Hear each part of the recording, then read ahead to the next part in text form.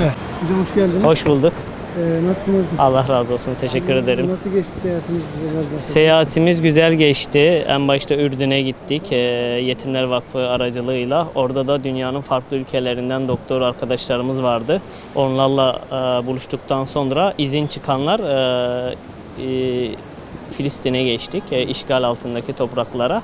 Biz Türkiye'den doktor gitmiştik ama sadece bana izin çıktı. İzni kim veriyor? İsrail'in izni denetiminde gittik biz. 1,5 ay önceden tıbbi belgelerimizi, diplomalarımızı, CV'lerimizi göndermiştik. Ama onay son akşam çıkıyor. Diğer doktor arkadaşlarımız ne yazık ki Ürdün'den tekrardan İstanbul'a geri döndüler. Yani Gazze'de bir taraftan dünyanın en kural tanımaz vahşi terör örgütü İsrail ve onun en gelişmiş silahları ve sesten hızlı F-16'larıyla kadınlara, çocuklara, bebeklere savunması sivil bir halka cadde ve sokaklarda aralıksız süren bir katliam ve bombalama. Diğer taraftan da fedakar, azimli, azmi, sabrı kendine azık edilmiş bir halk var, bir direniş var. Gerçekten Gazze bizim kendi dünyalık gözlerimizle anlayabileceğimizden ve kelimelerle ifade edebileceğimizden çok farklı bir yer. Gazze'de çok ciddi bir sağlık krizi var, sağlık problemi var ve özellikle İsrail hastaneleri yıkıp saldırmasının en önemli sebebi oradaki halkın direncini ve umudunu kırmak. Bunu bilinçli bir şekilde yapıyor.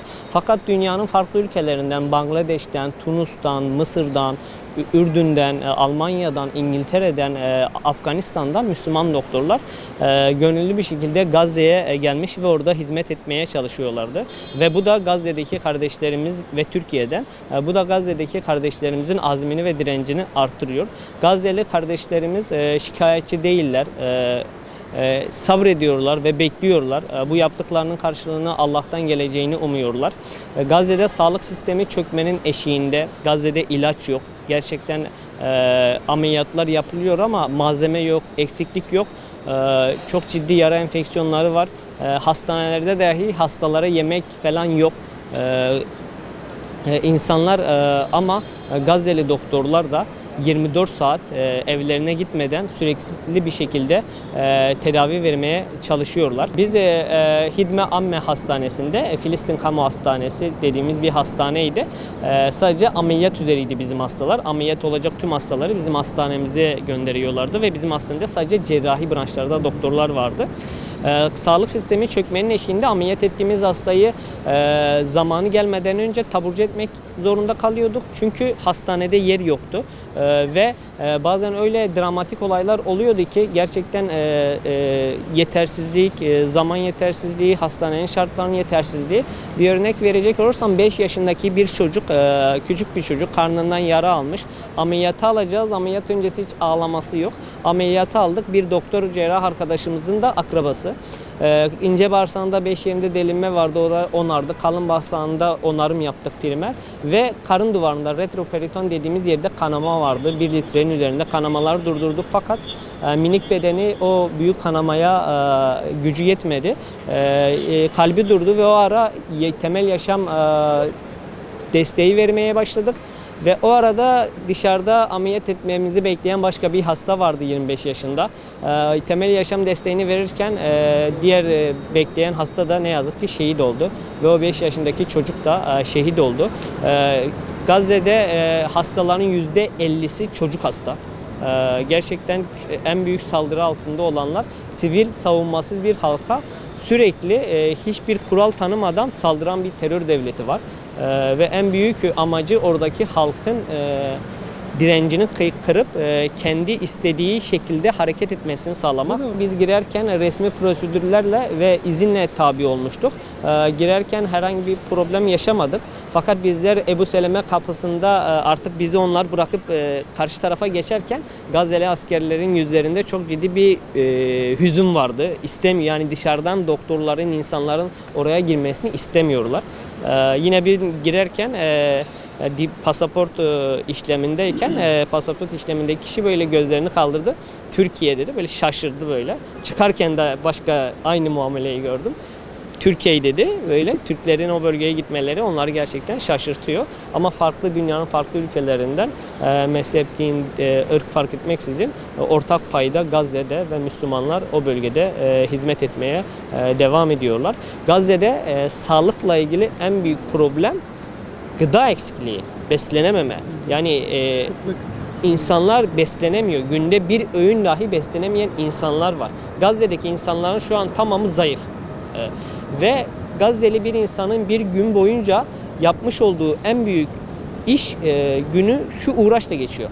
Gün boyunca biraz gıda bulabilmek ve su içebilmek, su bulabilmek. Tüm günlük tüm faaliyetleri çocuklar içinde, bayanlar içinde, bebekler içinde bu maalesef ki. Ve gıdaya ulaşım çok sınırlı. İnsanlar çok ciddi bir açlık çekiyorlar.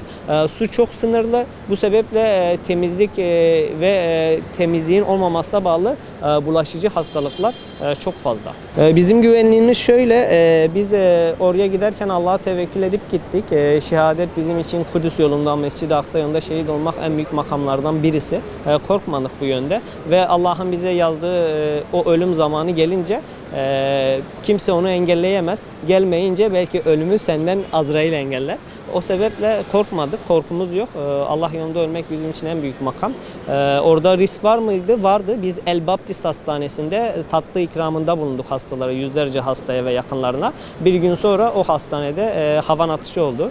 Top atışı oldu. Laboratuvar kısmı zarar gördü. Ölen bir insan olmadı. Yine bir çadır kente su alan bir çadır kenti çadır kurulumu için gitmiştik. Bir gün sonra oraya yakın bir binada bir saldırı oldu. 7 şehit oldu. Yine Türkçe bilen Gazze'li bir kardeşimiz arada hastaneye yanıma geliyordu ve yardım faaliyetlerine de gidiyorduk Yetimler Vakfı'yla. Bir gün gelirken bir televizyona bağlanacaktım. Onu bekliyordum kamera tutmasını. Gecikti. Televizyona dedim ya gecikti bekliyorum. Sonra beni çağırdılar, arkadaşım çağırıyor. Baktım sedyede. Şarapnel parçası gelmişti. Karaciğerinde zedelenme vardı. Yani yolda geçen, yürüyen hiçbir sivil insanlar tamamen hedefteler. Gazze herhangi bir ayrım kesinlikle yapmıyor. O arkadaşımızı da ameliyat ettik. Türkiye'de de 7 yıl kalmıştı. Karaciğerinde zedelenme vardı. Onu onardık. Yani orada dışarıda iseniz, dolaşıyor iseniz tamamen güven ortamınız sıfır, yani hedefsiniz. Gerçekten Gazze direnişin fedakarlığın merkezi, sabrın merkezi. Gazze'deki bir kalp damar cerrahı doktor arkadaşımıza sordum biraz. Yani durumlar nasıl olacak? Çok güzel şöyle bir cevabı vardı. Ehbabullah, yani dünyanın her yerinde Allah'ın aşıkları vardır ve onlar Allah'ın izniyle Gazze'ye yönelip Gazze'deki kardeşleriyle beraber Gazze'yi fethedeceklerdir. İsrail gözlemlerimde gerçekten içi boş bir balon İsrail. Ciddi bir ordusu yok. Bayanlar ciddi oranda, yüksek oranda ve kilolu bayanlar, asker olmaması gereken insanlar. Ekonomisi çökertilince İsrail denen bir terör örgütü tamamen dünyadan silinmiş olacak. Gazze için her birimizin yapabileceği çok şey var. Ve benim de asıl Gazze için yapacaklarım şu an başlıyor. Her birimiz, bizler Gazze'deki kardeşlerimizin çektikleri acıları, sıkıntıları ve bunun karşısında göstermiş oldukları sabrı görseydik Gazze için ne kadar az şey yaptığımızı anlardık. Bismillahirrahmanirrahim. Sayın misafirler, değerli basın mensupları. Yetimler Vakfı olarak 2007'den beri ambargoya maruz kalan Gazze'li kardeşlerimize yardımlarımızı ulaştırmaya çalışıyoruz. Bugün burada Gazze'ye yardım götüren doktorumuz Ömer Faruk Aydoğan'ı karşılamak için toplandık. Kendisi Yetimler Vakfı aracılığıyla Gazze'deki ihtiyaç sahiplerine umut ışığı olmak için Gazze'ye gitmişti. Doktor Aydoğan, Gazze'de yaşanan insani krizin derinleştiği bu zor günlerde yaralıların tedavisi, acil yardım ve acil sağlık hizmetleri için bizden giden yardımları Gazze'li kardeşlerimize ulaştırmıştı. Gazze'deki soykırımın devam ettiğini ve bu durumun masum insanların hayatlarını tek tek aldığını unutmamalıyız. Her gün çocuklar, kadınlar ve yaşlılar bu zulme maruz kalıyor. Bu nedenle Gazze'ye yardımın devam etmesi son derece önemlidir. Doktor Ömer Faruk Aydoğan gibi doktorlar orada yaşayan insanların hayatlarını kurtarmak ve onlara bir nebze olsun umut vermek için kritik bir rol oynamaktadırlar. Bugün burada sadece bir doktoru karşılamakla kalmıyoruz. aynı zamanda Gazze'deki insanlık dramına dikkat çekmek ve bu konuda duyarlılığımızı arttırmak için bir araya gelmiş bulunmaktayız.